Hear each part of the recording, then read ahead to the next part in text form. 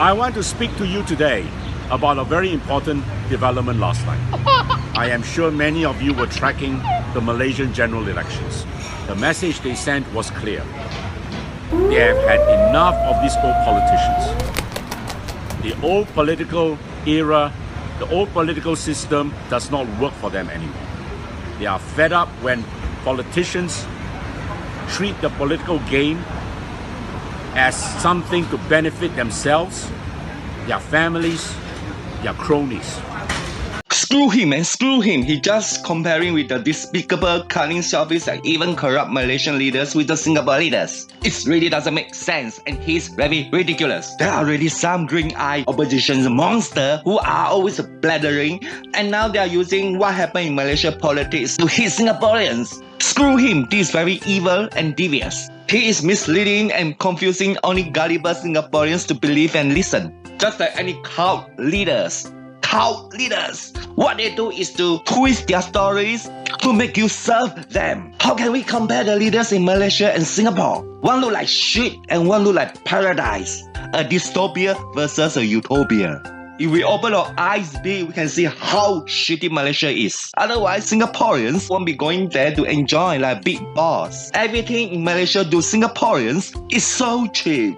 Having massage is cheap, food is cheap, and also having sex cheap. But what many Singaporeans are ignoring is the tough life many Malaysians have been going through. Many Malaysians can't even afford to eat nasi lemak in their own country every day. See what Singaporeans are doing when they are in Malaysia. They just spend money and enjoy the country like big boss, eat, massage, sex. This is what many Singaporeans are doing when they are in Malaysia, to be honest, especially in Johor Bahru.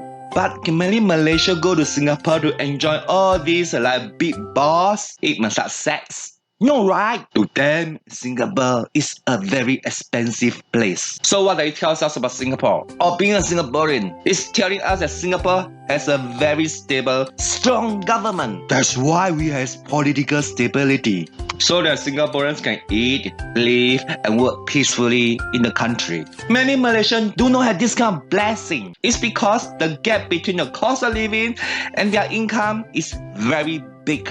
The cost of living is high, but their income is very low. If those Malaysians go to Singapore, the gap even bigger. As for Singaporeans, even though there's a big gap in their own country, but when they go to Malaysia, the gap can become smaller. Singaporeans go to Johor Bahru to become big boss, eat massage and sex. Get what I mean? It's because Singapore government know how to take care of Singaporeans a lot better compared to the Malaysian government. It's not about how old the leaders are that they should retire or how much the leaders are getting for their income. It's about how much they have done for Singaporeans. As for Malaysian leaders, have they done anything for the country or for the people?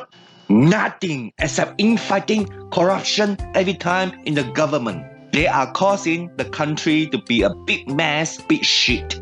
The Malaysian leaders have never made Malaysia a better country for people to live before. All they want is their own power, own wealth, and their own authority. So there is always a need to change the government in Malaysia. When a country has stable government, why should we change it? This will be killing us if we dare to change it. If one day PAP really out of the government, then we will really see how Singapore will become like Malaysia. Do we really want to poke our own backside by changing the government in Singapore when nothing serious is happening? Peace, stability, and remember to hit subscribe and share. Ciao.